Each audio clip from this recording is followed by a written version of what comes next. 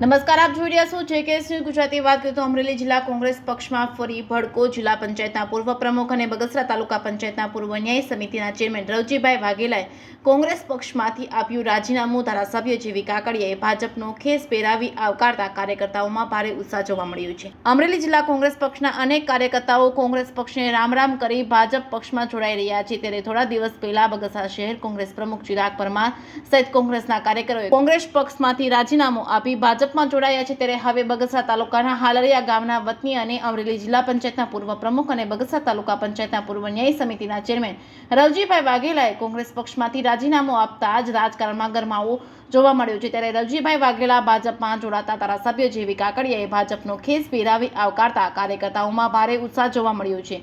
ધારી બગસરાના ધારાસભ્ય જેવી કાકડિયાએ બગસરા તાલુકા ભાજપના પ્રમુખ પ્રદીપભાઈ ભાકર, ચિરાગભાઈ પરમારના યથાર્થ પ્રયત્નોથી અનેક કોંગ્રેસના કાર્યકર્તાઓ ભાજપમાં જોડાયા છે। JKS ન્યૂઝ ગુજરાતી સાથે રોમિલ મણવર, બગસરા। આજે હું